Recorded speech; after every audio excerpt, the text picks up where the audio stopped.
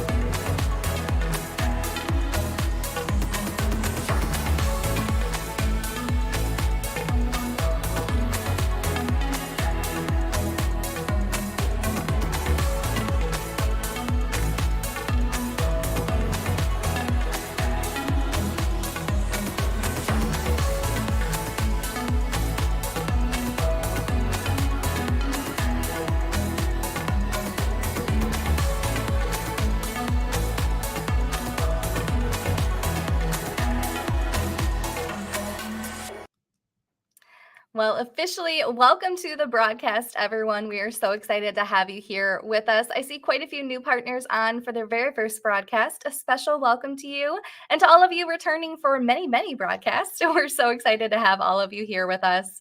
Now, I do want to remind you there are 3 ways to watch the broadcast today. So if you're on the live stream page, you still have time to head on over to the YouTube. There's a link right on the page you're on. It does have more interactive ability, better viewability. We like to see you over there because you can interact and give more feedback on that platform. So again, that's the YouTube. We do highly recommend heading over there, or Facebook if you're on the live stream page. Now, one reason we like to see you being very interactive during the broadcast is we do have that kit giveaway that we enter you in. But in order to do so, you have to have liked the Facebook page, follow and subscribe on that YouTube page, and then be using the chat box. Give us feedback, ask questions, answer questions. We love to see that too. Your comments and everything within that chat box are all very valuable to not just us, but your other partners that are on the call today as well. So be active in that chat box. Now, today's broadcast is all about letting us pitch your clients. But how? So not to just get into the how, but also the why and the where, all the details. I would like to welcome into the broadcast Ryan and Kendra Maddock. Thank you so much, Heather. That was an amazing welcome for the 1st of November.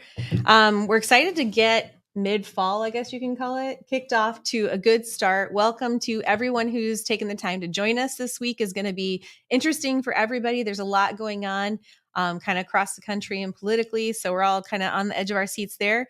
But we have a lot to talk to you about just kind of what's going on here GMG wise. So let's get it kicked off. Well, it's been a busy couple of months. And, you might remember we started talking back in September, that Congress has passed $20 billion that's available.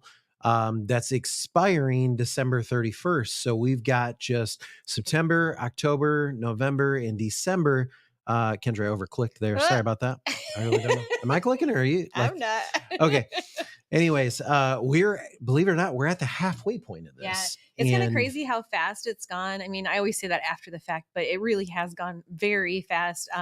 We started thinking about what we were going to, bring to the table and kind of offer for everyone for this time period. And I feel like we just did that. Yeah. But it was, almost 4 months ago now where we kind of outlined everything, brought it together. And then about 2.5 months ago where we presented it to you all. But here we are halfway through that.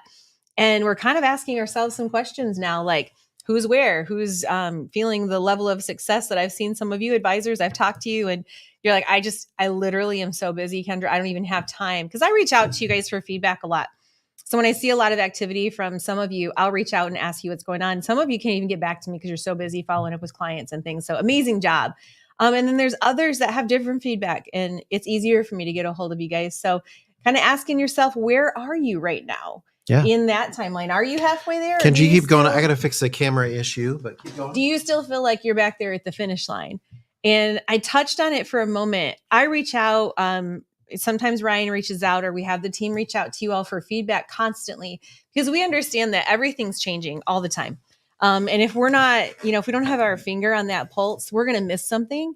And one thing that we like to find out from you is, who do you have connections with? Because baseline, like, that's where we start when we're communicating with people to try to find clients. Who do you have connections with? And I've always been blown away at the level of connections you guys have, like the people, the people you've worked with, from business owners, as far as like, I know, people that own manufacturing companies, or I have family and friends who own commercial property, or I used to work with some leaders that are in organizations that fit perfectly within your service portfolio. Yeah. So I always get really excited when we get that. Well, feedback. Because having those connections is often the hardest part. When we're kind of looking and saying, okay, so what's a big part of this show every month is exactly that. It's for us to come in the broadcast and say, what's holding you back? What do you need? Obviously, when we look at this, it does no good, no matter how much money there is available, if you feel any level of disconnect in handing that money out, because Congress can pass plans all day long, Kendra, but Right. if we don't get the money in the hands of the people, that's what we get, a portion, Right. So if there's any level of gap between those amazing connections and that final finish line, we want to know what it is, and we'll do our best to try to bridge that gap for you. And it's selfish. We want you to be successful because in turn we're successful. And so that's what we've been doing kind of internally for the past 6 months. This was even before some certain things came to our attention. For the past 6 months, this has been the most push. common ones that we've seen, we've been, even further back than that, we've been doing this for over 20 years. And the most common things we see are either that a partner is too busy, or that they feel they need more training, or they're just afraid, they don't know what to say. And honestly, if you the typical that we would hear if year you've after year. encountered any of these, go ahead and throw it there in the chat box. We all have. There's been moments where I've been like, I don't understand how to do this. I don't know how to bridge this gap. I don't know what's going to draw in the most attention. So knowing these things, everybody has come into contact with some of these issues or some of these things that are holding them back. So again, throw it in the chat box there if you feel like you're asking yourself these questions and you're answering them similar, or put it in the chat if there's something we haven't come across yet that you're like, no, actually, this is what I feel like holds me back from being a little bit more successul. But there's there's a new one. There's a new one that we wanted to share. I'll tell you what, when I guys. first started seeing this, and we're going to spend some time on this today, because it is a new one. And, it's easy to maybe dismiss things and say, hey, I've been doing this for 23 years and, that's not an issue. But really, it's not my place to say if something's an issue or not. If it's an issue for you, then it's an issue for me. We can easily sit on this side of the table and say, well, that shouldn't be something that makes things more difficult for you. But we don't tend to be that type of people. Yeah. When we do hear something coming from you all, and it comes maybe in multiple avenues or different ways, and it's kind of the same underlying thought or idea, we pay attention to it. And we did in this new one that we've done. Before we go there, think about this. If you're too busy, our solution for that, so to speak, is we try to make it easier. We try to make it more cut and paste and have you have less time involved. If it's that you need more training, we spent the summer focusing on the service trainings to give you, kind of that comfort. If you're afraid, you don't know what to say, well, that's our role-playing videos or things like that. So we do try to provide tools, but Kendra, we saw this new one really pop up in the last few months. And man, my clicker Do you want my is, clicker? let's do that. So, there's this new one and it's my client's not ready. And when I first started seeing this pop up on SWAT a little bit, and, at first I would dive in and say, Kendra, my first question, when you say my client's not ready to move forward, my first question is usually, have you asked them? Right. And I will say that for the majority of feedbacks I've heard on this, when people I say, let me give you a real example. During SWAT, we had one of our members, his brother-in-law owned 8 or 9 car dealerships. And so I saw that come through in the chat. I picked up the phone because I'm like, this is great for cost sake. Car dealerships are amazing. And I said, so what happened? I'm looking in your profile. I don't see that you've ever gotten them to your calculator page. And he said, oh, well, the calculator page, that's for later in the process. I'm like, what do you mean? And he said, well, when I get them over there, everything on there is start claiming your tax credits, or okay, let's claim our, and you've done a great job with the marketing team making these call to actions. Yep.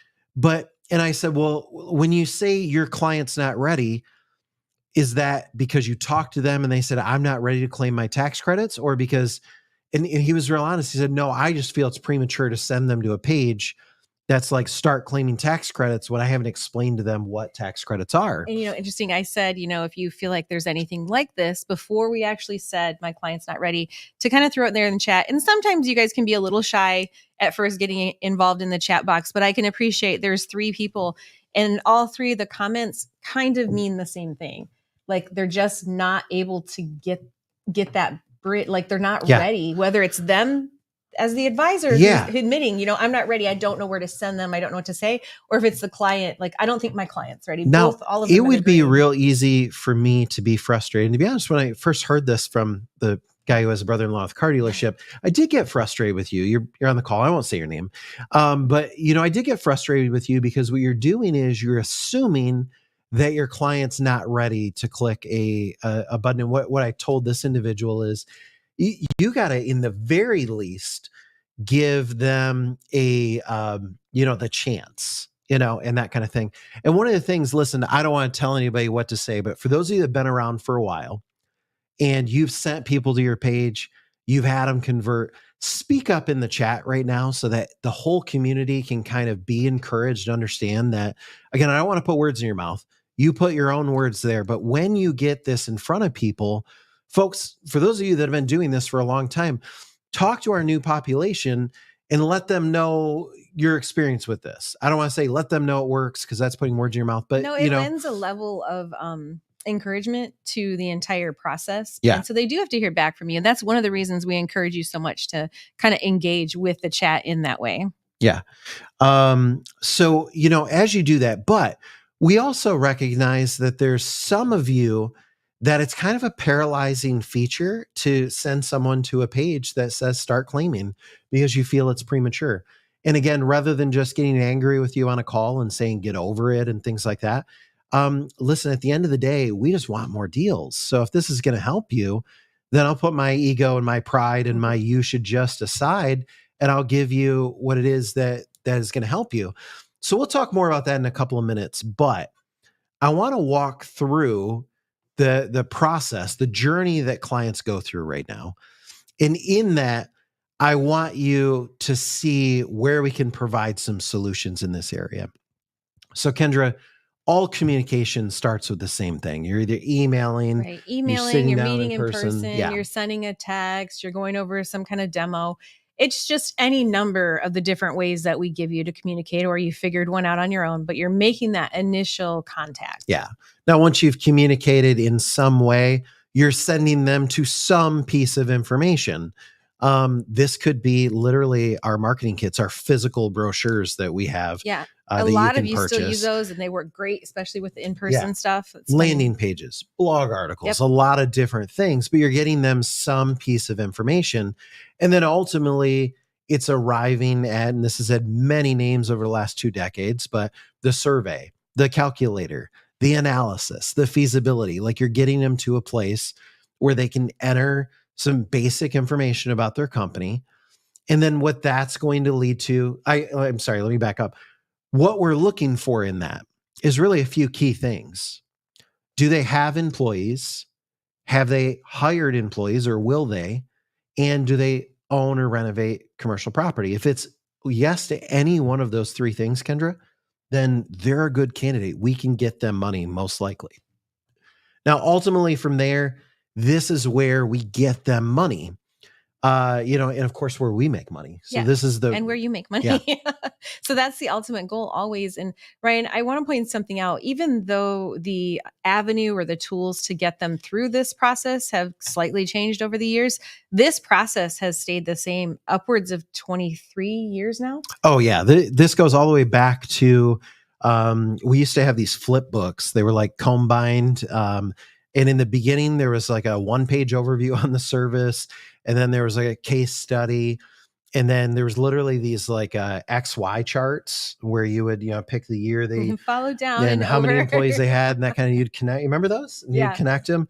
And when your fingers got to the connecting point, that's how much savings there was. I bet there's a couple people on this call who still have those. Oh, I bet. I bet if you do, you probably could get like a whole $1 on eBay for the, or if you could find anybody that knew what they were. But so, we had these books. Later we came out with the app.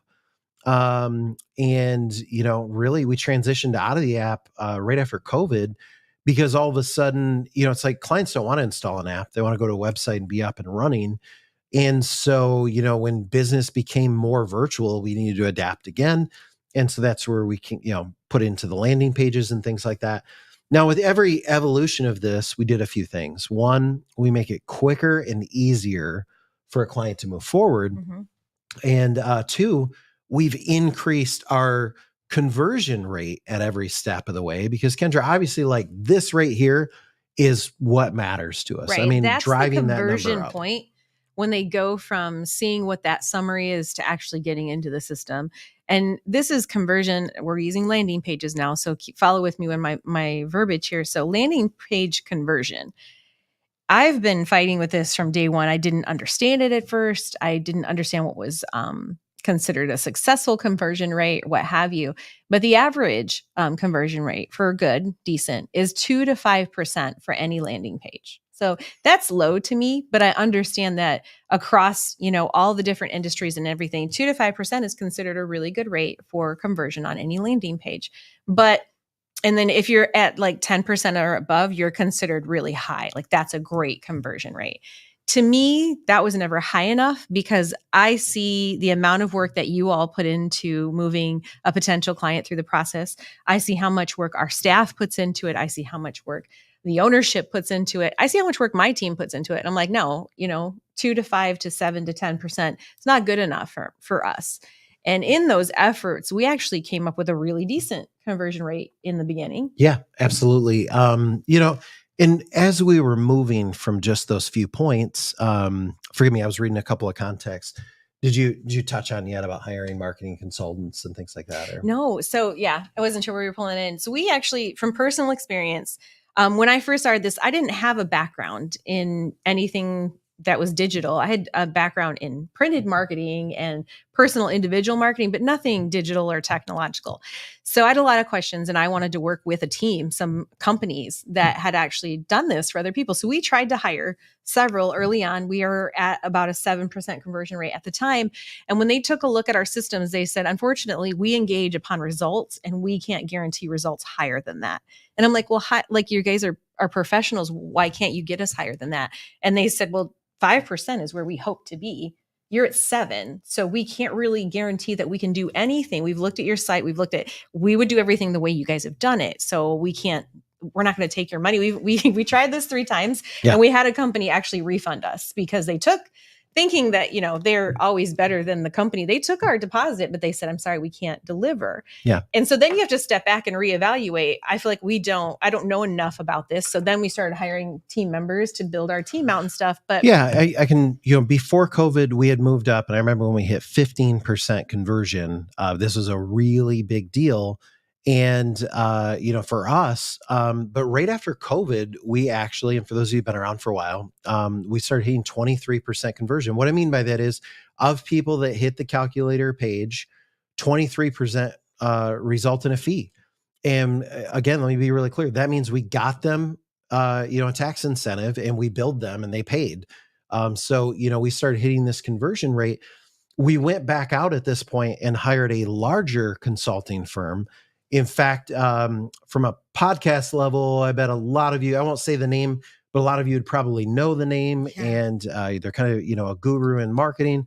And we paid a very, very large deposit for them to come in and evaluate and look at. And, we explain the same thing that, hey, we want to drive this up. The thing that we always encounter, again, in the marketing world is people say, well, that number can't be beat, can't be higher than that. But they did give us some takeaways, and that was, diversified, more focused marketing. And so a few years ago, we launched the, custom landing pages. Before that, we just had a generic one, but the industry specific landing pages, making the messaging more personalized. Those even kind the of things. social, being more specific with the social and going into specific industries, going into specific business types. And that did more for us. I was excited. I knew we were going to reach more. That took us up more. You've heard us talk about numbers depending on season, anywhere from 33% to we have peaked out at 37.5% so far. And this isn't like a big, oh, look at how great we're doing. Listen, when we get in with the marketing department, poor Kendra, I'm sorry, but I never tell my focus is never amazing 33%. No. My focus is always show me how are we going to get the other 67? Yeah. I don't look at the people that buy, I look at the people that don't buy. And here's why. I'm not here to say, oh, average rate is, 2% and 5%. And, we're at 33. So let's all just rest on that. And that'd be great. Listen, guys, I feel we should be at 100%. We're not selling, purses on lululemon.com or, anything like that. We're giving away free money. I look at the site and I look at every single person that goes through there. That's not a test account. Thank you very much, guys, by the way. You make my job hard in that. And so we look at every account that goes through and, we want to know who bought, who didn't buy. And Kendra, I'm never, ever resting on 33%. No. Oh, we're king of the marketing hill. And I'll say it again. Here's why.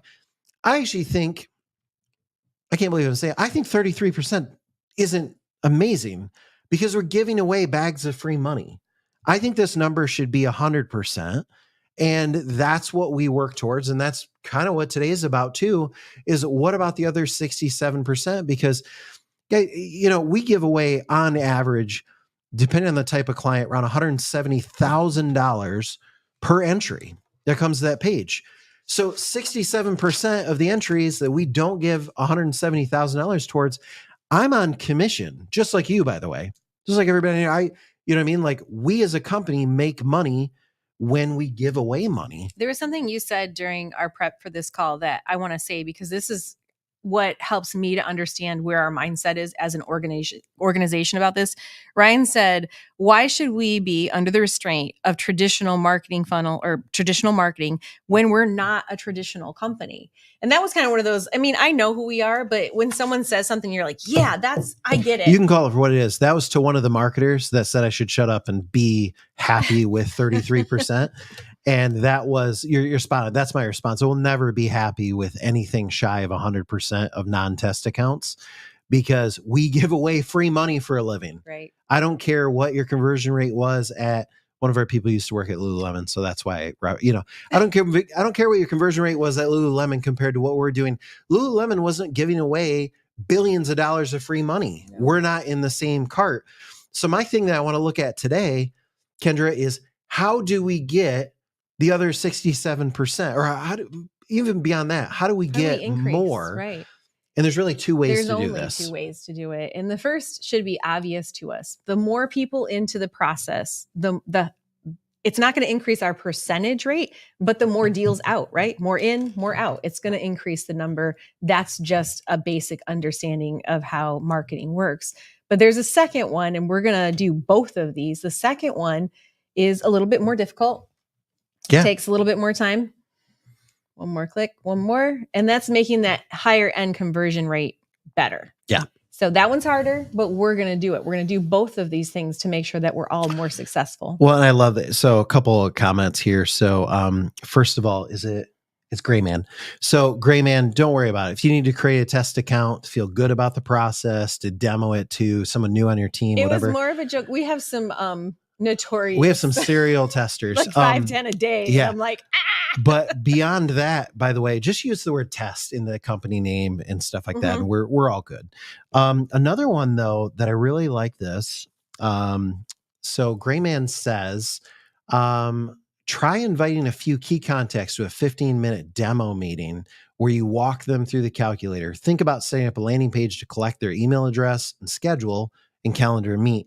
So I love that suggestion. There's some really good stuff that are here that have been coming in, but I want to talk about that for a minute. So remember, Kendra, a while ago, we said, there's really a few different things. One is not feeling prepared enough. Well, we've tried to help with that. One is not having enough time, but the other is whether or not you as an advisor feel that your client's not ready to accept that money because they're not far enough in the process. That's your own bias, but I'm not here to talk you out of it. Or maybe you've had that conversation. The client's told you, I'm not ready. Either way, we're excited to announce something today. And it is that you get to bring an expert. Okay. So whether you're like, Kendra, I just don't feel like I know enough, bring an expert. Whether you feel like your client's not far enough along in the process, you can bring an expert. You want to build credibility? Bring an expert. They're afraid to share certain information? Talk to someone. Yeah. So we are making your team leaders and our account management staff available to you, and they will actually come alongside you and they will pitch your client for you. And guess what? You don't have to split your commission with them or anything like that, by the way. We're all about removing any barrier we've ever seen, whether it fits our current style or what we think you should be doing or not. So if that's a barrier, it's removed. Yeah. You don't know. You no longer have that as an issue from this point forward. Yeah. And we're giving you today live calendar access to be able to book these. So there's no back and forth. There's no emailing or anything like that. So, but the other tool that we have to give you in this is Kendra, we can't just send to a landing page that says, okay, claim your credit, because if an advisor is saying, I'm nervous to send a client to a place that says book your credit, let me just be transparent. I think you're not giving your client enough credit. Let's be honest. But at the same time, I'm not out to try to convince you differently that you're wrong. I'm out to give you options. Okay. And so instead of just saying, hey, suck it up and, blow past that and get them there and see what happens. Listen, if that's how you feel, let me say this. You're in business for a reason. Your gut has gotten you this far. So if your gut says that your client's not ready, then I want to give you the option to do that. Heather, let's take a look at this. We've got a brand new landing page that's focused on booking. Now, Kendra, I love the messaging and how it starts here. You'll notice design-wise, it fits a lot of our others, but we start out with that Good question. Pause there, Do Heather. you need cash flow? And we even pulled in specific imagery that should touch them. Okay, keep going. It is what they're encountering, like the look on his face, everything. Content-wise, it's a lot the same that we already offer, but the CTAs are completely different. They're all about connecting on a personal level with a phone call or learn more. I left a couple of check nows in there, but they're going to lead to the same thing, and that's a conversation. They're going to get to where they can talk to somebody. And some of the content on this is going to change up a little bit. There are no references to anything that's not current. So everything in here, is current. The video stays in there. The video has great response. We have clients book through the video all the time. And it just goes out and touches them in all the places we know. Here's a client example with a dollar amount. Somebody said, how do I get past them thinking that it's real? Show them some of those. They're peppered throughout all of the sites. Show them how the system works. That's what's right here. But every one of the CTAs is either learn more or book a call. And the one I really want to show you, it's going to scroll up right now. This one is the one I think it's going to get most of our reaction on. And it's this one right here. And it says a 10-minute conversation is all you need. And when they click on that, it is going to take them here. Now, this is, pause here for a second, Heather. This is your personalized booking page. I wish I had the whole thing clipped in. The bottom half of this is like your name, not bottom half, the bottom footer, just like the last page, is your name, your email address, your phone number. This is your personalized page. You don't have to worry about it tying back. And again, the messaging here is let's talk. A 10-minute conversation is all we need. Now, we want to have this be a quality 10-minute call with your team leader or with an account manager. So there's some information we need. Now, let's be clear. There's a few things that can happen here. Thing number one is you as the advisor could be filling this out. Thing number two, you could email this to your client and they could fill this out. Thing number three is a hybrid, and that's you're on the phone or texting with your contact and you're saying, hey, I want to get a call booked, da. But now, and Heather, let's take a look at this. There's a few questions that we need to know the answer to. And to the comment that was just made a minute ago, we've slimmed this down. Now, Kendra, when she did this demo, is walking through the max number of questions you could say yes to. Yeah, I made it fill out as if this person has everything. But literally, I think the total amount of time, because I did time it out, was about 50 seconds that it takes for them to answer all of the questions. So if you're on the phone and you're saying, hey, Mike, I want to book a time. And they're like, okay, great. And they're like, let me pull up my calendar. Listen, so that I can be ready. This is how you position this. So I can be ready for your appointment. I have a few questions. You already know what industry they're in. How many employees you guys have over there? Okay, how many people do you hire per year? Roughly off the top of your head, what's your annual payroll? Do you guys own that facility over on Main Street? Okay, great. Now, Kendra's walking through this demo and she's typing and we're going through it slow and explaining. And I want to answer. But if you timed me there, I'm probably 40 seconds. Yeah, if you're quick. And these are questions, these are not invasive questions. Somebody said earlier that they don't want their information out there. All of the information, the questions we ask can be found online with a Google search. Yeah, so this is not hard We're stuff. not asking them anything invasive, but we do need to look like we know what we're talking about when we get there for that. When your team leader shows up for this call, you're going to want to go through. Now, the important thing is that whether you're filling this out, your client is filling this out, or you're filling this out with your client present, it's got to be their information. If this is your information, it's going to get kicked. We're not tying up team leader blocks on their calendar. You're not going to be able to book fake calls. You're not going to be able to just like put yourself in and say, well, I'll bring the client with. That's not how this works. Everybody's time is very important and worth what we're asking. And this is a client. But back to the Gray Man Media. Look at this. We're company name, first name, last name, what role. We'll talk about role in a minute, why we tie that in, but email address, phone number, zip code is so we can search for local programs for them. So very minimal amount of contact data. And they never leave the page. We're still on that Let's Talk page. They've never left it. They're staying right here. And all they have to do now is click next. Yeah. So once they do that, we're going to show them a summary and allow them to, pick a time on this.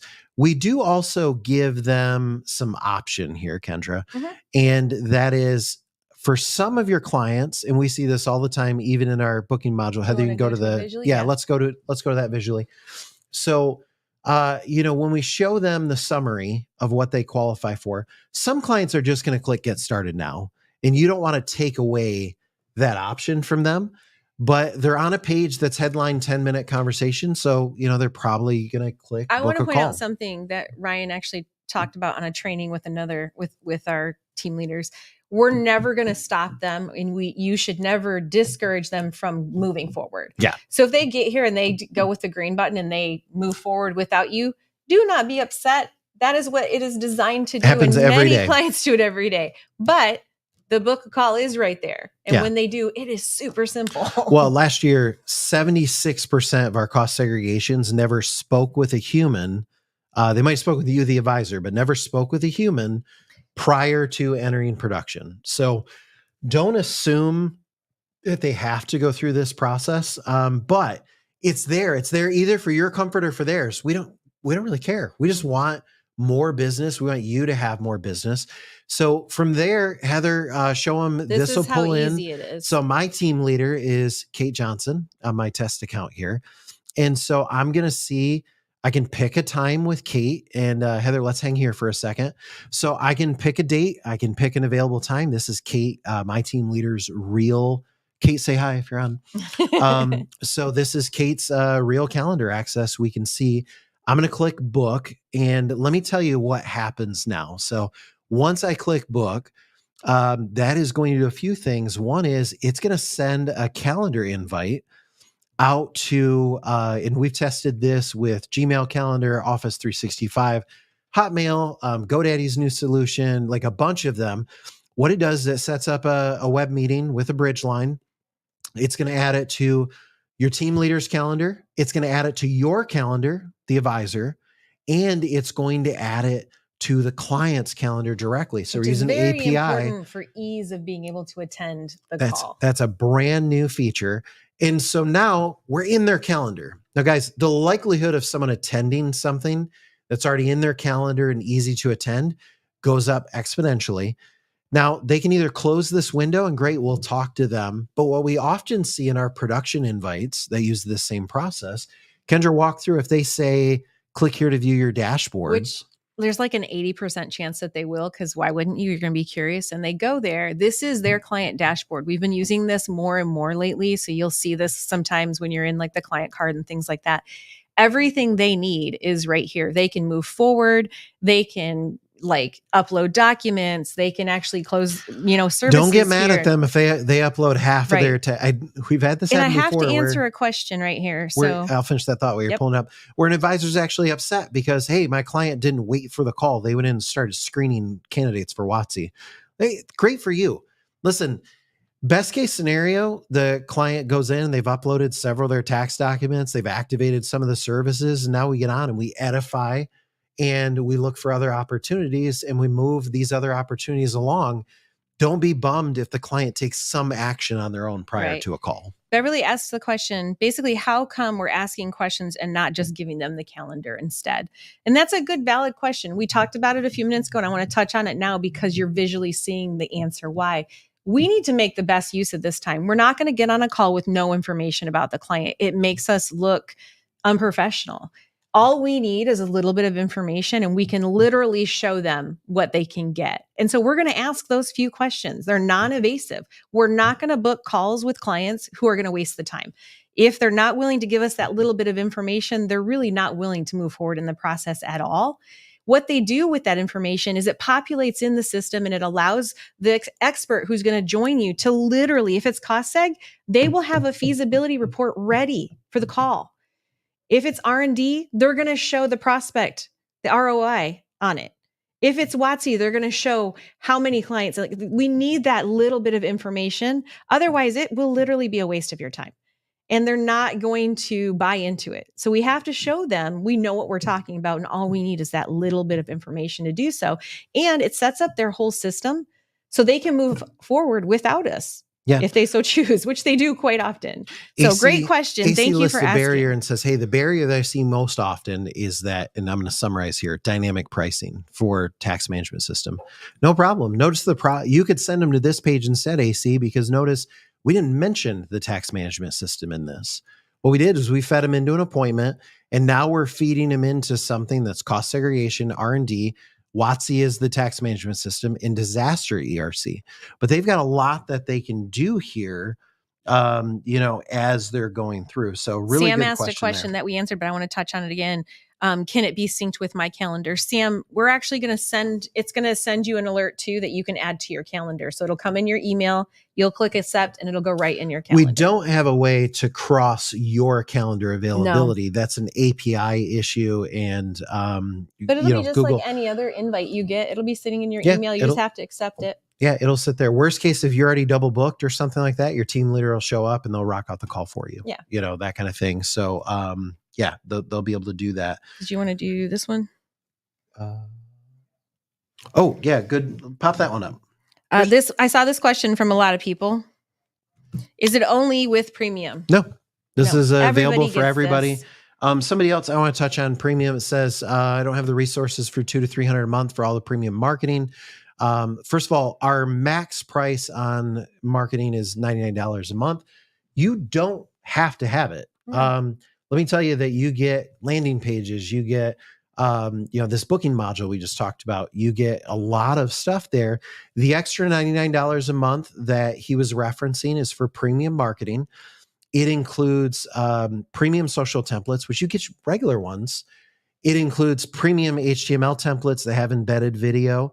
You still get like, I don't know, a dozen regular email templates. You do get the industry specific landing pages, which also have customized videos. Those things just cost us a lot of money per month to produce. And those that are in premium, they're just kind of like price sharing those features, because for us to give customized explainer videos that tie back to what, your site, there's a lot of expense in URL tracking and things like that for us to be able to make it so you can just go post videos in an email or on LinkedIn or whatever the case is, and have each individual video actually link back to you where you get credit for it. That's it's a tremendous cost to us. And so if you don't need those things, you don't need the premium marketing tools, save the $99. If you do, then, the way I say it is, I don't mean to make light of, because $1,200 a year is a lot of money. But if it helps you get one extra deal every 5 years, then, you're way money ahead. So that's not me trying to sell you on it. But back to the other question that was asked, is that, do you need premium? No, you can do calendar booking for either. You won't have a team leader. That's part of premium, is a dedicated team leader. But Kendra, we will have an account manager that will handle the calls. Mm-hmm. You won't have like the same person always handling those calls. And that's another benefit to the premium program, is you get somebody like Chris or like Kate, or, those kind of things that are going to be the person who's always on your call with you. And so those things cost money. And so you're just kind of sharing in on that cost, if that makes sense. So do we have another one, or are we?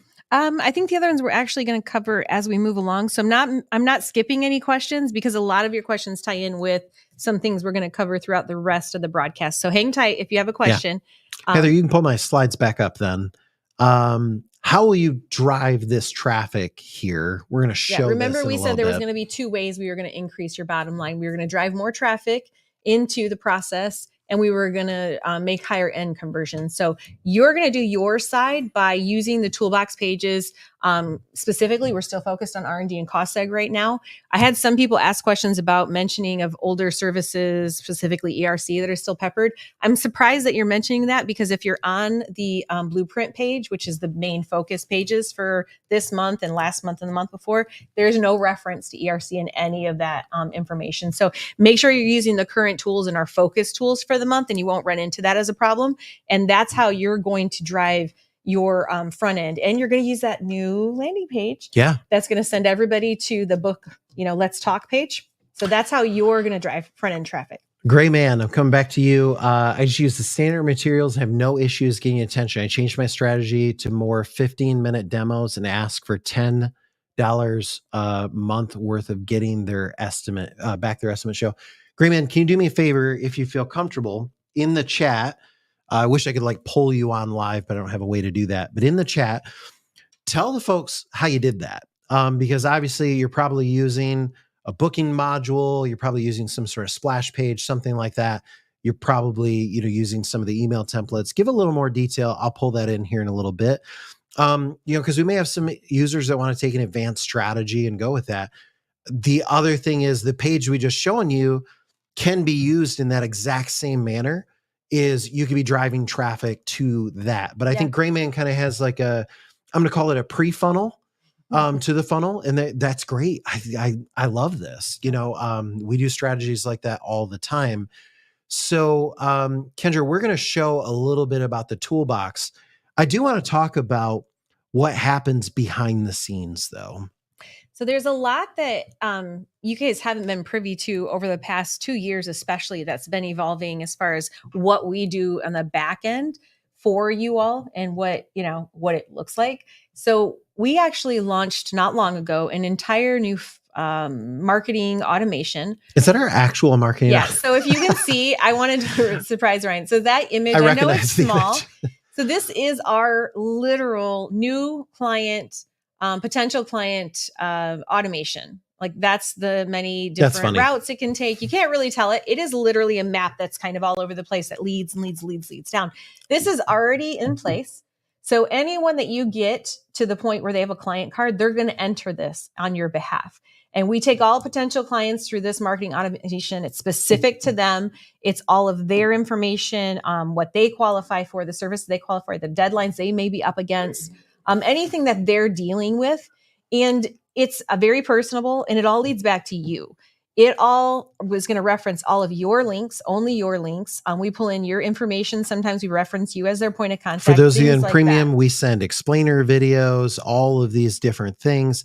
Kendra, I don't know if you're planning on going here, but it goes as far as we know what's called interest based on where they pause on a page, what they click on an email. So we serve them information up based on what they've shown more. So if Right, they're more into cost seg than into R&D, we feed we'll them. push them down that side of the automation. And the verbiage in the marketing messaging actually changes dependent on the person's role in the organization. Yeah. This goes to the primary contact listed in the client contact card. So the primary contact may have a different role than owner or things like that. And this automation takes that into consideration too, because different people's roles are going to respond differently to different messaging. So this runs behind the scenes on your behalf. While you're connecting with them personally and individually, this is running for you behind the scenes. Yeah. So good question on that. As an example, Kendra, to one of the emails that goes. Now, I can't show you an email because every email is literally unique. But as an example, this would be someone who has cost seg as a product, and they basically like, let's say they viewed their feasibility. Most of the kind messaging, it does change. Sometimes they're HTML, sometimes they're not. There is a thread that follows throughout from a specific person that works on my team, reaching out to them individually. It's individualized messaging. This is not mass emailing. This is not junk email. This is a person in the department, actively reaching out to the client and trying to move them forward. They're asking specific questions. They're relaying an emotional response to not being able to connect with them. It's great. Well, and depending on what they've done, we also will offer up calendar invite links. Yep. Where they can, come look at something. If they clicked on a button that says learn more versus calculate, that's going to change where we send them. So there's a lot of kind of magic behind the scenes that goes on here. If they say learn more, that's what they were attracted to. We're going to send them to more blog article, more HTML content, things like that. If they're more interested in calculation, getting started, we're going to send them over to document upload pages. If they're more in the processing department, those folks tend to be document centric. They'll get an email that's bullet points and not verbiage written And a lot out. of times, some of them, they'll say, you've uploaded 2 documents, you have just 1 more to go, those kind of things. And so there's a lot of things that go on there. Now, this one I'm really excited about, Kendra. So we were launching, this is new. I want to answer, Robert said, so this is email automation using AI. No, Robert, me and my team made the whole thing, because you can't ask AI to do something that you haven't, figured out yourself. You can ask it to make it better, but you can't ask it to build something from scratch like that because it doesn't understand or know. This entire system and automation was built out by myself and my team. I hope one day AI can do it for us. What we do though is we do feed the analytics into a GPT. And that's all it does is look at that and look at conversion rates, and it's it'll constantly tell us where we can make better tweaks. But as far as like the main foundation, this was all done in-house with my team. My hope is that we can use some of these amazing tools that are coming out right now that everybody's seeing to make us better and better and better. Well, I tend to marry, there's a term I use here, like I didn't make up the term, but I made up how we use it here. It's called business intelligence. And what we do is we try to marry the AI analytics with the business intelligence that we know from, working here so long. One of our VPs is, been here 21 years. Kendra, you're on year 14 or something like that. There's a business intelligence side that we know what makes someone buy. But I also don't want to minimize the power of AI in analyzing tens of thousands of data points and being able to feed back insights to us. What we do is we tend to then marry those with, a couple of things. And then our marketing team's kind of young, and by young, I mean under 40. Except which for is, me. yes, I meant your marketing team is, they're more from corporate America, and they're a little more TikTok trendy and things like that. I do have to keep them refocused. And I think when we marry those things, we really get a great product. Is some of the newer, younger trends with the been here for 20 years business intelligence with the newer AI, technology. So Kendra, we've been doing this for a really long time. That is communicating with clients. We do it at a whole new level the last few years, and that's why the conversion rate is what it is. We always give them in whatever email or communication what their exact next step is too. They're never left with a vague, what do I do with this? It's very clear what next step should flow from that response. Now, focus in for a second. The most important thing that can happen, it's more than just an automation. It's more than anything Kendra can do. And I'm not just saying this for your ego. It's what you can do. Okay. I can't stress enough. Kendra could send, 10 emails that are perfect messaging, perfect everything, and it won't compare to you sending one text message or leaving one voicemail. And so we want to empower you in that way. So I'm very excited. Heather, you can make this kind of more full screen-ish.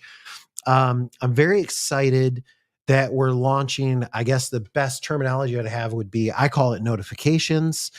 Talk about this a little bit. This goes to you as a partner at various points in the sales process. Yeah, this is my second most exciting moment of this call. And I hope you guys understand why. Sometimes you feel left out of the loop.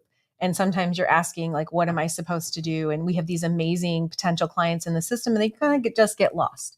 We're going to make sure that that doesn't happen by alerting you as they move through the automation process. There's many steps and many key touch points where I can have the system alert you to let you know what's going on with that client. Maybe they've done something that triggered it. Maybe they've clicked on a link, or they've shared an article, or they've opened an email, or they've read the whole thing. Like, there's so many different things that I can alert you to. And we're just getting this started, so I'm not going to overwhelm you. I want to pause there for a second. What we're doing is we're taking the business intelligence that our system already has, and we're putting it in your hands. Okay. So our system knows, because we've been doing this for a while and we've trained it. We've trained these automations that when someone clicks here, they view their feasibility report or their cost seg. Our system knows the next best thing to feed them is X. Okay. How does it know that? Because A/B testing to the hilt of what to give them over the years. And so we know that. Now, we also know that the single best thing we could do would be to not only give that information to you, but to give you the tool to move it forward. Okay. I said this a minute ago, but I want to say it again. We could send them the perfect message. It would not contend with you firing a text message, leaving a voicemail, or forwarding over an email with the next step. So what we're doing is we're taking that business intelligence at various points in that big spider web that is a marketing automation. And we're saying, hey, your client has done this. They've clicked this. We're not going to overwhelm you with data, because it would be overwhelming and you wouldn't necessarily know what to do with it. What we are going to do is the same business intelligence that we're using. We're saying, hey, your client's done this. They've clicked A, they viewed B, they hung out on this page. We know the next thing to give them is their feasibility report, or the next thing to do is book a call. We know that already. So what we're doing is we're putting that information in your hands, and it looks like this. It's congratulate. Now this one's newer in the process, but it might say, Mike, client XYZ has viewed their feasibility report 3 times. They hovered around we won't give you all this info, but basically it's what we're giving you. They've hovered around the book a call link, but never went all the way through. They obviously want to talk to us. Here is a link to send them to, and we'll feed that right to you. And it's going to be different every time. The email won't be different every time because they're the same stages, but the link where you're going to send them to, the content, what we're telling the content, you what do. you're going to do. And it's so important, you guys. I cannot tell you how impactful it'll be for them to see something come over from us, from the person who's assisting you in this department, and then you reach out to them and solidify it by what you say or by what you send or what have you. It's kind of like when you're on a website to buy something, and all of a sudden you get a phone call from that sales, you know what I mean? And you're like, wait, I'm like right here, because they know you're right there. Yeah. And I know that we can't work in that quick of a real time, but these are going to come over to you very quickly. And the impact of you and us hitting them at the same time together is exponentially better than us working in the background for you and them not hearing from you, or you working on your own and not having us to back you up. So together we need to make that happen. So let's talk about follow-up and conversion. I'll give you the remote for a while. Yay. And kind of go through. Is everybody excited about that stuff? I want to see it in the notes. We worked really hard to get that. I mean, this is like, I'm saying months and months of work going into this automation. And we did, like Ryan said, the A/B testing behind the scenes and stuff like that. So the main launch has just happened this past week. So I want to hear how excited everybody is, because it makes the team feel really good about the work they've done. As far as follow-up, you know that I push follow-up exponentially. Like if you're just pushing in leads and then you're not doing any follow-up, you're not going to get any clients. And we're going to talk about a couple of reasons why. The first one is your conversion rate increase. We know that following up can double your conversion rate. Flat out 50% more closes if you just follow up. Secondary, the 80-20 rule. Everybody knows what the 80-20 rule is, right? It's going to be that, 80% of your business is going to come from 20% of your consistent efforts. So you have to be out there focusing on those top leads, moving them, engaging them over and over again. Decision fatigue. I wanted to point this one out. Prospective clients can really experience up to like a 60% off drop off if they don't understand. They're fatigued from too many options, or they see too many things. They don't have clear direction. So follow up from you can help them to stay on course and get that client moved through much quicker. You're building relationships. And this is important too, because 70% of clients are more likely to convert if they feel like there's some kind of personal connection there. So reaching up, doing that follow-up, you're building that relationship with them. So nurturing those long-term leads, this one too. This one's really important. I've always said in the past that it was like 8 or 7 touches. Then we went up to 9. And you guys, it's up to 18 at this point. It can take up to 18 touches to close someone for a lot of different reasons. Some of them being just the psychology of purchasing, decision-making complexity, the information overload. I love that one. They're getting so much information from so many different places every single day that it is difficult for them to stay focused. So what that you sent them an email 3 weeks ago, or you posted 5 social leads.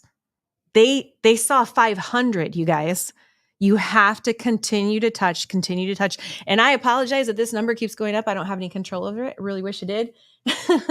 But the further we get into this technological world that we live in, this will continue to increase. We just have to learn how to live within those parameters and make the best of it. And it's just that continued follow-up. So that's my follow-up pitch that I give every time. But let's talk about how to follow up, and kind of look at this a little bit. So Kendra, I think a lot of people might wonder, like, okay, what do I send? What do I do? And I think part of that, I don't. You over clicker. My click is, yeah. Okay, there we go. I have a foot pedal, and for some reason it's he has a fancy foot pedal. I stick with old school button. I think Kendra spilled her her Coke on my foot pedal. That's what I'm blaming. So Kendra, what do people do? So, because it's easy to be like, okay, I'm in, I need to follow up. We've gotten besides getting the email saying do this follow up, what do I do? Right. So I waited to answer this question. Noelle asked this several times, and I think a couple other people did. There is a definitive line in this process that is different. It's a different step before than after. So we need to clearly define that for you as to what your steps are. So this line falls right there. Yeah. Anything Let me define what right there is. Remember where I entered my first name, last name, email address, and I click next? Everything before that, you don't exist. You don't have a client card. You don't exist. You haven't ran through a calculation. So that's the definition. When I click the next button, when I've said Ryan, Maddock, test account, next. That's Boom. The moment that they transfer over this line. So Kendra, everybody to the left of that, what do we do? What you're going to do is you're going to push them to book a call or run a calculation. Or start saving now. Yeah, I put book a call because that's what we're focused on right now. But book a call or get them into the calculator. That's what you're doing at that point. If they're past that point, and as I mentioned, several of you have asked this already because you have tons of leads in the system that have client cards. If they're past that point and they have a client card, you are going to use that client card to follow up. Now your question is, well, shit, Kendra, how do I find out how to do that? Because this is a lot of information. So we're going to show you in a quick video that everybody has access to, even after this call. This is one of our training videos. It's going to show you step by step how to use the client card for that follow-up. And I want to point something out first. If they are past this point, you must use the emails and the links in the client card for a specific reason. They are already halfway, 3/4. Yeah, don't start the client back over again. You start them over again by sending them back to your agent ID links. They're going to get a brand new everything. We don't want to do that. Think of your contacts right now. I want to give you this dividing line here. What Kendra's about to show you is for the right-hand side. These are people that already have a client card. Okay. So Larry asked a little bit ago, what about clients that are already in production? Or what about clients that are they already have, I'm going to say a different way, a client card, but they haven't moved into production yet. That's what we're about to show you. Then in about 5 or 6 minutes, we're going to show you what to do with everybody else. We're going to show you how to access your new page, and we're going to take any Q&A. So, so that you have this going forward, we've actually put this in a support solution so you can come back and revisit it. So Heather, let's take a look at that now. The frame though is everybody who already has a client card. This right here is what you do for that right-hand side. So if you've got clients that you already have client cards for, this is how you move them forward and get them saving money. Let's take a look. Hello, everyone. Today, we're going to take a few moments to walk through how to do some follow-up from within your client card. Now, the client card is located within your client portal. So we're going to go ahead and take a look at that real quick. What you see on your screen right there is an image of your client portal. It's already logged in and it's already on the My Clients tab. You can see my mouse right there on that red button in the upper right-hand corner. It says My Clients. Now, this is the basic screen. This is what it looks like when you first click on My Clients. And across the top, it has 4 boxes. It has blue, yellow, orange, and red.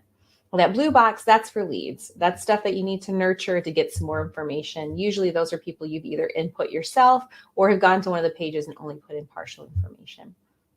Those yellow and orange boxes, that's what we're going to focus on today. But let's skip to red real quick. Red is in production. That's that number that you want to see get as big as possible. Now, the yellow and orange, doesn't matter which box you're in, all of those people need to be moved forward. They haven't activated yet, or they haven't become a client. They're not in production. For the sake of this walkthrough, I'm going to go ahead and click on this yellow section, and it's going to give me a list of every single one of my clients that falls under this category. When I scroll down, you can see there's a lot of information. And for this purpose, I'm actually just going to use this test account right here.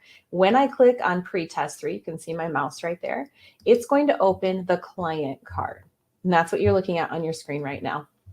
The client card contains all the information about the client, from their information, their contact information, the services they potentially qualify for, and all the previous notes and activity that have been associated with this potential client. Now, here's that cost seg one. And if I click on this, it's going to give me the details about the cost seg side of what this client is looking at. But for what we're going to focus on today is follow-up. So we need to keep moving this client forward. And how are we going to do that from within the client card? There's this little black button right here. When you hover over it, it turns gray. You can see that on your screen right now. And it says Add Activity. When I click on it, it's going to open another little black box and give me some options. The first option is Email Client. That's what I want you to focus on, because we're going to email them, and that's how we're going to keep moving them forward. When I click on Email Client, that bottom section of the client card changes into kind of like an email provider page. That's what it looks like.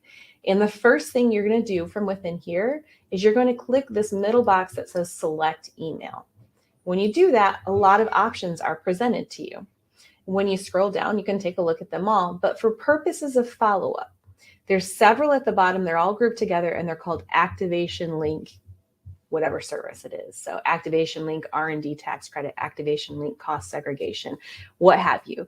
And for the purpose of this demonstration, we are focusing on cost segregation. So you can see there, my mouse is on the Activation Link cost segregation. Again, keeping in mind, this is follow-up. So if I click on this it's going to pre-populate with an email that's already designed for your client. It has their information populated. It has their direct link that we want them to use because they already exist in the system. We don't want to send them back to your landing pages. They'll just keep recreating records. We want them to use this special link because it will tie them back to their existing record. That's very, very important when you're talking about moving a client forward. We never want to resend them in and start them all over. We've already gathered a lot of their information. We want them to start from where they're at in the process. And the way to do that is by using these emails with these links in them from within your client card. So again, I went there, I added activity, I chose email client, and I chose activation link cost segregation. Now you do have to choose who you want to send this to. So that little box right underneath that says to, I'm going to click on it. I just have one contact and that's Jim. So I'm going to go ahead and select Jim. Now you may want to CC yourself or someone else. That's fine. You can come over here and click CC. And yes, I want to CC myself. You'll see that the subject line and all the content of the email has already been filled in. Now feel free, if you want to add more to the email, you can type from right here.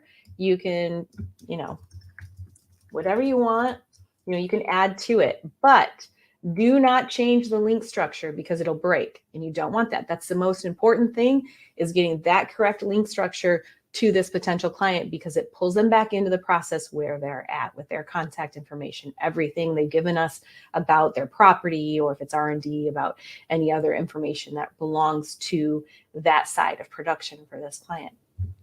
Now, all I'm going to simply do is click Add Activity. There's a spinning, and magically in the background, this client was just sent that email on my behalf with the information that they need to move forward in the production process. You'll also notice right here under Activity is the date and the fact that I just sent them this email. So it's going to keep that log for you as well when you're working here within the client card. Now, if you want, when you're on the screen, it turns blank a little bit. All you have to do is click this little arrow and it takes you back to the main page. You can click on any one of these services and see more information. And you can always go back over here to Add Activity and pull up anything that you'd like to. You can also add a little note if you choose to. I could say sent email follow-up and called left message about cost seg study. Add activity. And that's also going to appear there in the activity log. So that's quick and easy how you should be using the client card to follow up with your clients to move them through, get them signed up for production. Kendra, it's so you're weird on both. Watching yourself. Yeah. Hey, I'm previously recorded. That's so cool. I always wanted to be previously recorded. Oh, I'm not anymore. Am I an AI or am I really here? Would I know if I was You're an AI? really here, I know.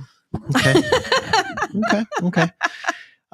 Hey, we've got some really good questions, but in case people have to go, I want to make sure to cover where do I get started? I've those made kind some of things. changes to your Toolbox homepage and a couple other spots. Heather, you can flip over to my screen on your marketing toolbox. Okay. Heather, can you cut and paste the /lookup version of this in the chat?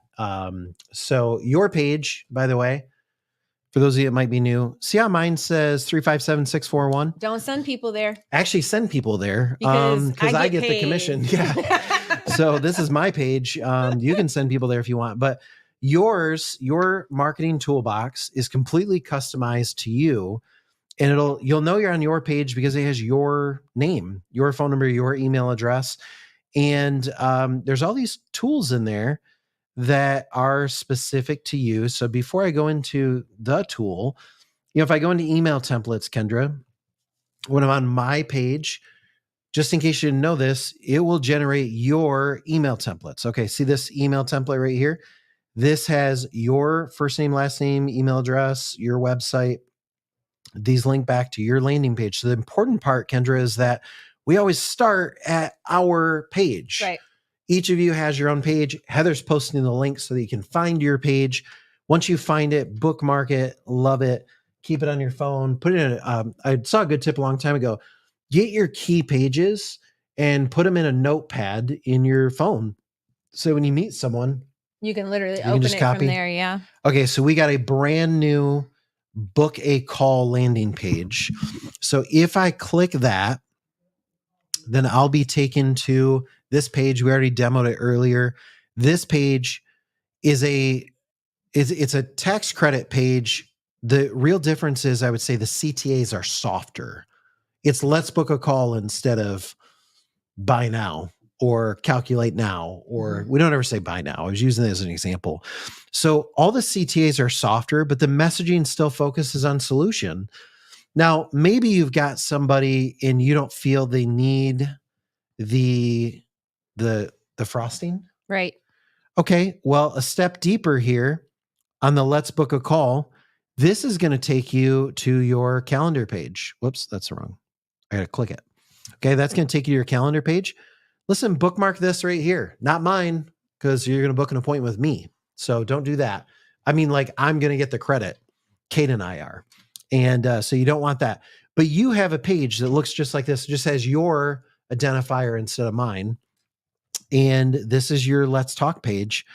And I want to say what we talked about earlier, Kendra, how can this be used? Well, it could be used a couple ways. One, you could send someone to this page and say, hey, go check this out and book an appointment.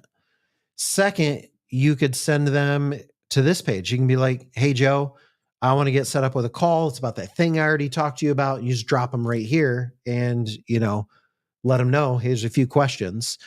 You could, it could be, I know a lot of we've gotten a lot of commercial real estate agents lately. Well, if you're a commercial real estate agent or sometimes in financial services, you already have all this data. So as long as you have permission to book a call, you probably already have this. Or you pick up the phone and be like, hey, Kendra, I want to set up a time to talk. You already know what industry they are. How many employees you guys got over there? How many people do you hire per year? And here's how, Kendra, because some people might say, I don't want to ask them what their annual payroll is. I'm going to help you out with these questions. It's really easy. You ready for this? Hey, Kendra, some of the programs are based on the more you have an annual payroll, the better, the bigger the tax credit you're going to get. So to make sure that I come with an accurate report, give me a ballpark estimate of your annual payroll. That's it right there. They don't care. They don't care. So if you're ever nervous about asking a question, like, I don't want to ask them how much their building was. Okay. This is really simple. Go on Google and find out. Yeah. That they're a car dealership. They're this. Hey, what year did you guys purchase that? And they say 2017. And then here's how you ask that question. Hey, Kendra, one of the programs is a federal program. And the more you spend on your building, the more you get. How much was your building roughly? Oh, 3.2 million. That's it. Okay. If you're feeling nervous about asking a question, and listen, if they don't want to give it to you over the phone for some reason, just send them this link. Get them over there. Okay. So remember what I said earlier. Your client could fill out this page. Kendra, you could fill out this page as long as you know the data, or you can do it together where you're filling it out and you've got them on the phone. So that's your pages. You've also, I don't want to overwhelm people, but you got this thing called November Focus. It's kind of hidden up here because we didn't want two banners. That'd be weird. We've done that before. They're not good. That's a design faux pas. So November Focus, Kendra, talk about this a little bit. Basically, I took our blueprint was going to stay the R&D focus for the rest of the year. So I took it and I just skimmed it and I added a lot of the book. You took our October focus and reused it. Well, I was going to use it anyway. Yeah. I just updated it to our new deal. So this one, like you'll see, that's going to take them to the book a call page. But like you'll see, I added throughout let's talk links to the bottom of the email signature line. I added it within some of the verbiage, like this one. Stop right here. So right here, that's the same verbal script, but you'll see. And if you'd like, we can set up a time for you to talk to an expert who can book a call, walk you through these incentives and credits, how they could possibly impact your business. Let's book that. And I added this, I peppered it throughout the whole thing. This will evolve a little bit more, guys, because this was last minute. I didn't plan on getting to this till later in the week, and then I was going to email you all. So it'll kind of change and evolve a little bit more, and you'll be able to use it. I'm going to update some of the social media with the book a call stuff. So you'll see some of those changes coming out over the next week to 2 weeks as that gets peppered in. Some of your landing page link will now have these on it. It'll also have the book a call link right on it. So make sure you bookmark those, because it can get a little like, where do I go to find that page again? You can always find all your landing pages under landing pages, but if you bookmark it, makes it better. Yeah. let's go to some Q&A. And Heather, you can drop my screen, but I'll probably come back to it here. There were a few things. So let's kind of go through them. Sorry, I want to see where I wanted to pick up. Some of these we've already answered. Okay, so somebody asked, and there's a specific one I'm looking for. While you're doing that, I'm going to show this one. Love this. Still have the new landing page with the book a call button. I've already updated my scheduled social media post during this call to have the new link on it. I love that. So Joyce asked, how often do I follow up? I don't want to lose a client because of being too annoying. And so I'm going to show some of the response, because I love that you guys all answered this before we got to. If they don't tell you to stop, you aren't annoying. So until they tell you to take a hike, basically, there's a lot of these. There was one who kind of gave her a timeline too, which was perfect. It was like, here, I can't find it. It was a good timeline one, and it fit what I would have said, which is a couple of times a week is not like what happens is you guys will send something or you'll email something, and then you'll wait a couple weeks. You've lost them. Yeah. You can't wait more than, 48 hours before reaching back out to them. That's how short attention span is these days. So if you're waiting more than a couple of days to follow up, you're losing the interest.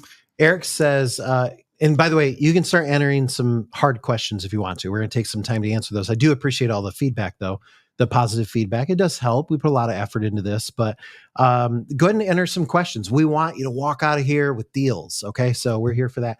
Eric says, this is what I've been looking for to keep me on task without having to remember to go into the portal every day. Spot on. I got to tell you, this was kind of a tiff between me and the marketing department, because a lot of times it was just go in the portal and follow up. And I get it.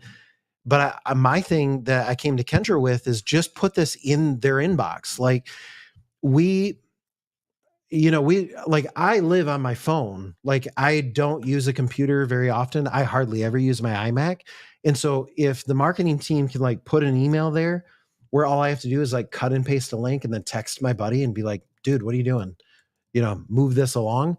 That's the highest likelihood of success for me. So that was kind of the goal that I sent them there. So really good there.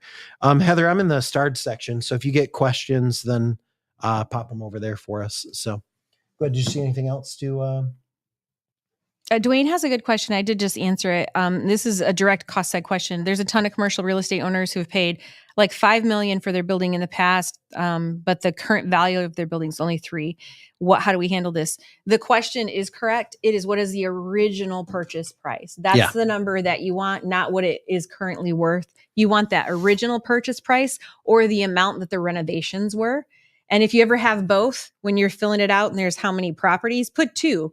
Even though it's one property, put the original purchase price as 1 and those renovations as a second one. That's a kind of a little tip for you right there.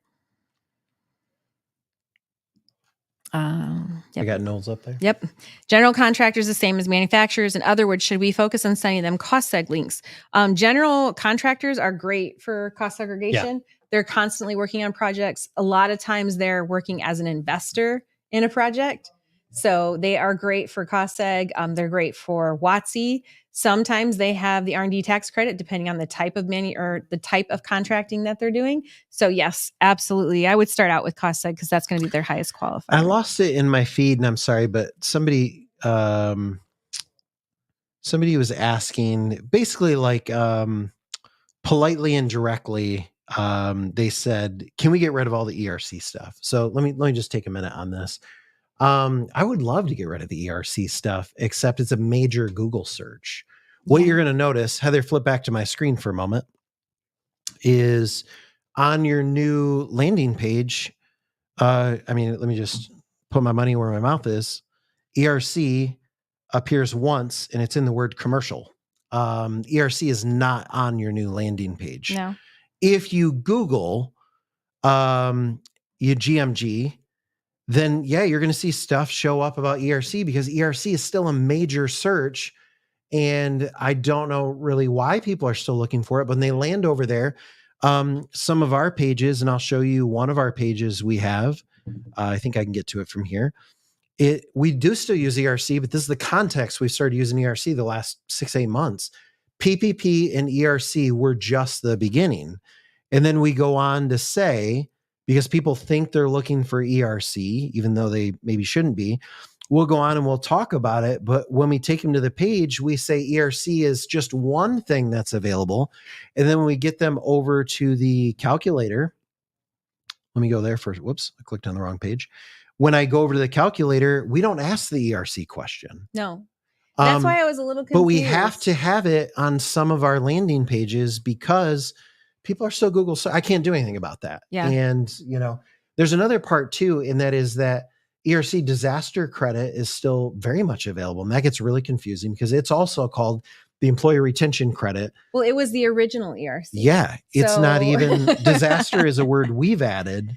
So to try to differentiate. Here was Joyce. She was the one who had the question about how often should she be aiming for twice a week, 3 times a week. Like I said, I think if you're waiting further than like 48 hours or 2 to 3 times a week, that should be the minimum. You don't want to bombard them, but especially if it's a young lead.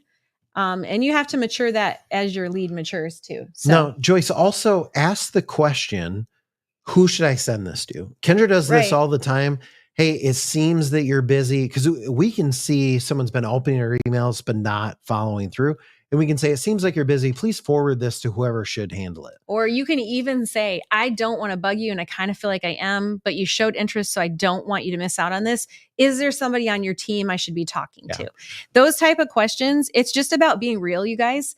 And the reality is we do want them to get this money. So keep that mentality and be like, I don't want to overstep, but if I don't follow up, you're not going to get this. And I really think you need this. Henry was answering someone else's question. This says, yes, the email coming from GMG does definitely solidify the connection between us pitching and this and it being legit. Also, use Google searches on GMG to show their history and show they're legit. I'm just going to bring him on staff. Yeah, there we go. I like it. So what he's kind of saying there, my paraphrase at least, is that for those of you that maybe say, hey, I got clients that don't think this is real. Just Google our name. Last I knew, we tie up the first 5-6 pages of Google search, everything from case studies to testimonials to articles we've written to, ABC News events we've been a part of, to different magazine publications. I mean, we're out there, and the programs that we offer are federally endorsed. So it's not like we're making this up. They go Google one of these programs, they're going to see, yes, you should take this. So, see other questions we're getting some good ones. I just want to take that one off. Bob, this is a direct WotC service question. And Bob asked, do WotC employees have to be pre-qualified at the time of hire? Yes. And our system does that. That's why using the TMS system is able to get our WotC clients such higher return than most who are doing WotC. You have to survey them before the hire date. And so what happens is they enter the person as a candidate, that survey goes out, the survey comes back before they actually hire. That has to be date stamped. Or day of. Yeah, it can be day of. Yeah. That has to be done in that order, or it'll be what a lot of people do is rejected. They'll have a hire date and then they get the paperwork back like the next day. They submit it in and they'll get 100% rejection rate and not know why. And it's because they're not doing it in the right timeline. Our system automatically does all of that for them. Would a goldsmith qualify for R&D? Lisa, it depends on what they do. And so that's why walking them through the questions in the calculator are great.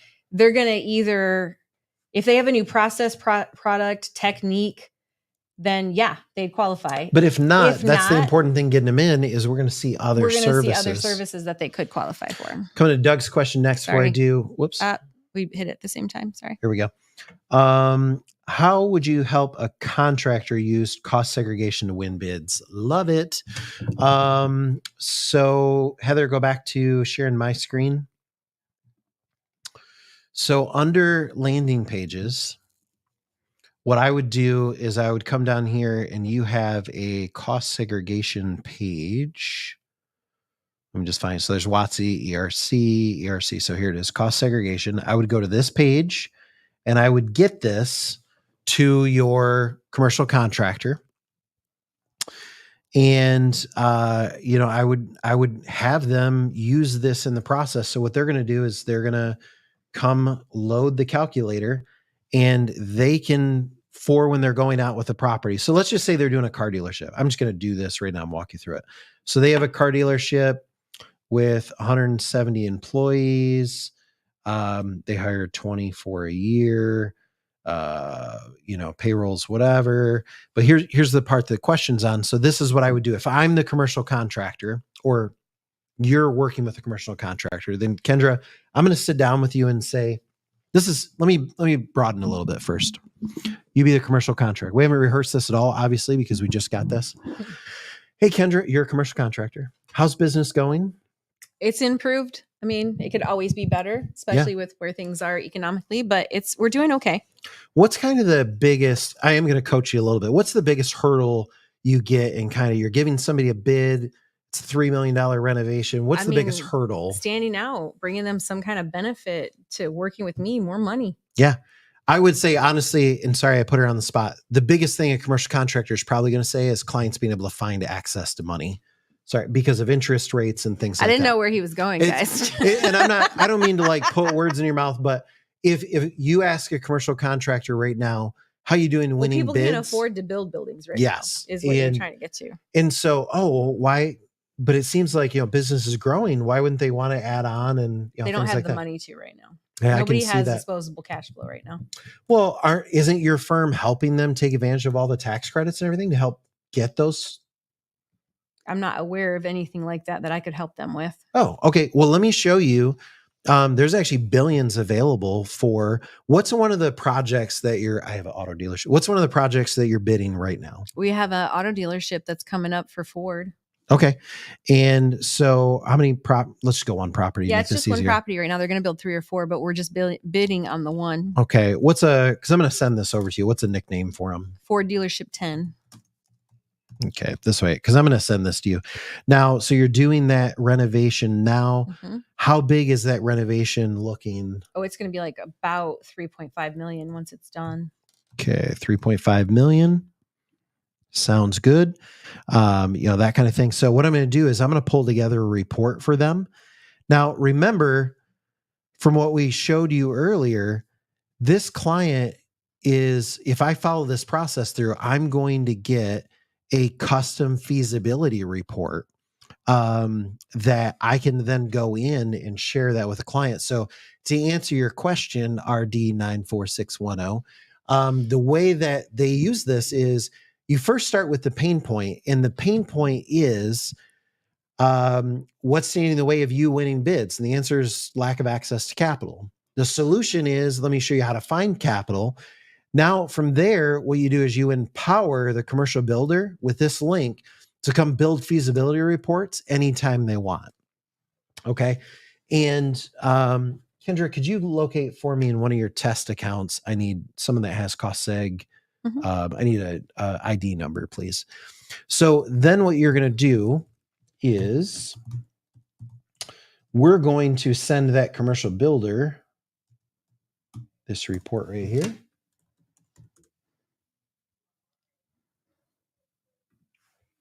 Tick tock.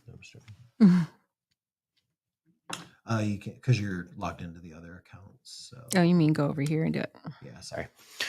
I'd make up a number, but I would never be that lucky. So I'll show you feasibility in a minute. But basically what you're going to do is we'll be able to show a client or show that commercial contractor this feasibility report.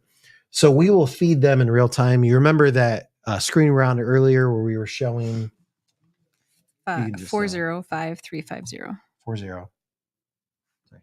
405350. I think, go ahead. Well, I don't know what's happening with that one. Sorry. Oh, I'm on the wrong. This is what happens when you try to do it from memory. Okay, here we go. You gave me the right ID. So anyways, we're going to give this to the commercial contractor. And, this is the page they'll have, and this will be an analysis on the property. So now all of a sudden, when the commercial contractor says, hey, listen, you should move forward with this because I've got $110,000 benefit that comes along with you doing this, $1 million renovation. Because generally we can get about 150,000 per million. So there's really a couple of ways, RD 94610.